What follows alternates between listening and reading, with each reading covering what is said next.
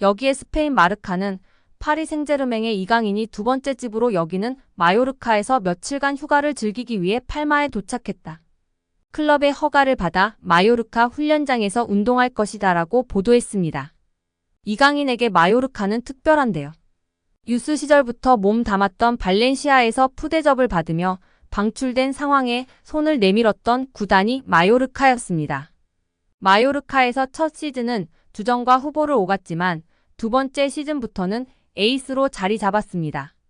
2022년도 시즌 라리가 36경기에 나서 6골 6도움을 기록하며 활약했고 2022 카타르 월드컵에서도 깜짝 활약을 펼치며 단숨에 스타가 됐습니다. 마요르카는 한국 팬들의 뜨거운 관심에 홈 경기를 대부분 낮 시간에 치렀고 한국 팬들의 마요르카 홈 경기 방문은 스페인 내에서 화제가 되기도 했습니다. 최고의 한 해를 보낸 이강인은 프랑스 명문팀 PSG의 부름을 받았습니다. PSG는 이적료 200만 유로 약 310억 원을 투자할 정도로 이강인의 재능을 높게 샀습니다. 첫 시즌 활약도 기대 이상이었습니다. 이강인은 자신의 장점을 보여주며 모든 대회 5골 5도움으로 시즌을 마쳤습니다. 프랑스 리그앙 우승과 더불어 트로페 샹피용, 쿠프드 프랑스 우승으로 상관왕에도 성공했습니다. 이강인은 시즌 중에도 마요르카를 방문하는 등 친정팀에 대한 애정을 보인 바 있습니다. 11월 카디스와 라리가 경기를 보기 위해 마요르카를 찾았습니다. 이 매체에 따르면 마요르카 팔마에 위치한 집도 구매했습니다. 원할 때마다 자유롭게 마요르카로 돌아가 휴식하기 위함으로 여겨지고 있습니다. PSG 이적 후에도 마요르카에 대한 감사를 공개적으로 전한 바 있습니다. 이강인은 PSG 공식 유튜브 채널에서 마요르카에 대한 애정을 밝히기도 했었는데요. 그는 코칭 스태프와 모두에게 감사한다.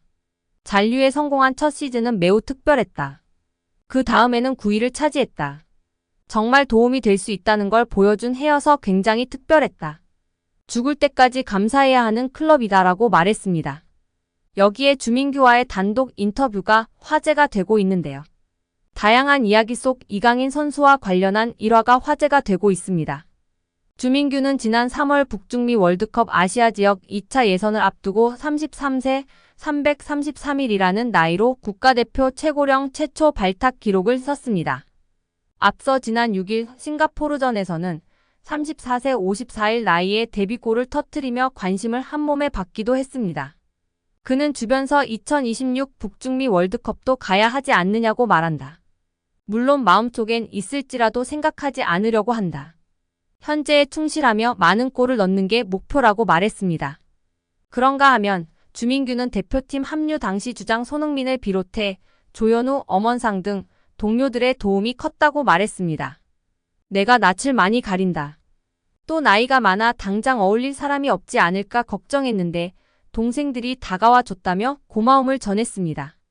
그러면서 막내급 1원 이강인과 있었던 에피소드를 언급해 시선을 끌었습니다. 인터뷰에 따르면 지난 소집 기간 식당에서 이르게 식사를 마친 주민규는 디저트 코너에서 과일을 가져와 동료와 나눠 먹었습니다.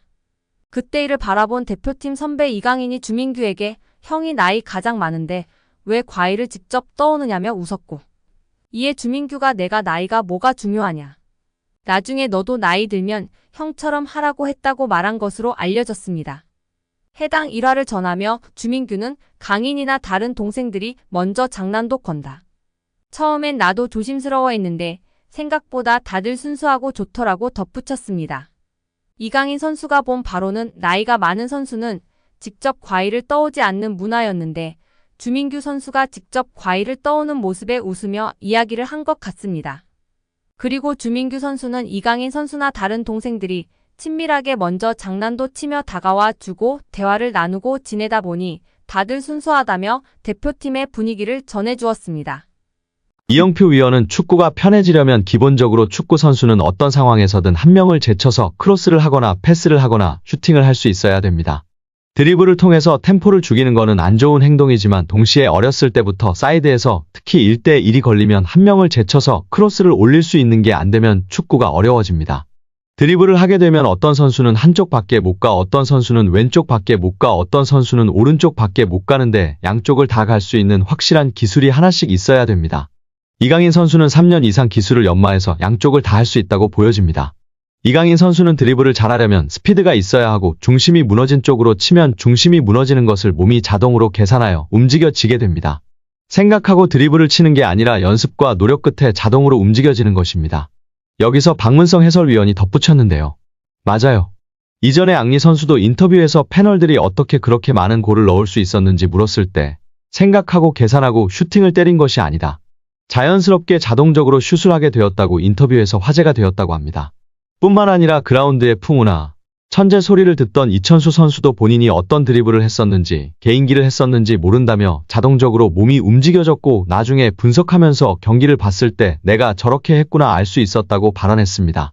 이처럼 세계적인 레벨의 선수들은 계산하고 움직이는 것이 아니라 자동적으로 움직여지는 것 같고 이강인 선수도 보면 계산적인 움직임이 아니라 훈련과 노력으로 자연스럽게 자동적으로 몸이 반응하는 선수인 것 같다고 발언하며 팬들의 공감과 지지를 받았습니다.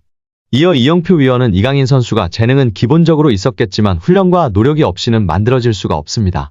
또한 이강인 선수의 강점은 드리블도 있고 시야도 있고 정확한 왼발킥도 있고 터치가 굉장히 강점이 있다고 생각합니다. 멀리 볼 수 있는 능력은 킥이 자신 있는 선수들이 자연스럽게 보여주고 나타낼 수 있습니다. 어떤 선수들은 드리블을 잘하는 선수는 자기가 드리블을 보여주고 싶어하고 패스를 잘하는 선수는 패스를 보여주고 싶어하기 때문에 좋은 킥, 멀리 보낼 수 있는 킥이 장점인 선수는 자연스럽게 시야가 넓어지고 시야가 넓은 것처럼 보여지게 됩니다. 어린 선수들에게 멀리 보라, 시야를 넓혀라 라며 가르치기보다는 좋은 킥을 멀리 찰 수 있는 킥을 가르치면 자연스럽게 시합에서 연습한 킥을 보여주려고 하기 때문에 시야가 넓어지고 넓혀진 모습을 볼 수 있다고 발언하였습니다. 이어 최근 프랑스 언론의 비판에 대해서도 이야기했는데요. 이강인을 향한 언론 비판은 일도 신경 안 써도 됩니다. 한국에서처럼 선수를 비난 잘하지 않는 문화가 아닙니다. 한국에서는 정말 엄청나게 큰 잘못을 저질렀을 때 비난하나 외국은 그냥 막 합니다. 그들의 문화이고 경쟁이라 신경 쓸 필요가 전혀 없습니다. 유럽에서도 크게 신경 쓰지 않는 편입니다. 거기에 일희일비할 필요 없고 비난을 받더라고 원래 그런다 생각하는 게 팬들도 선수도 좋다고 발언했습니다. 이어 이영표 위원은 이강인 선수가 수비할 때 압박이 안 된다는 단점이 있었는데 약점이라고 지적되던 수비 전환, 수비의 능력을 키웠다는 것이 정말 대단한 것이라며 치켜세웠습니다. 이는 특히 선수의 태도의 문제이기 때문에 이런 것들을 지적을 받으면 자기가 수비력을 키우는 게 아니라 나도 수비를 열심히 하는 척해야지 라는 선수가 있는데 이강인 선수는 진짜 수비를 하는 것이라며 극찬하였습니다. 특히 이런 태도를 갖고 있는 선수는 길게 선수 생활을 하고 겸손하기 때문에 대성하는 경우가 많다고 발언했습니다.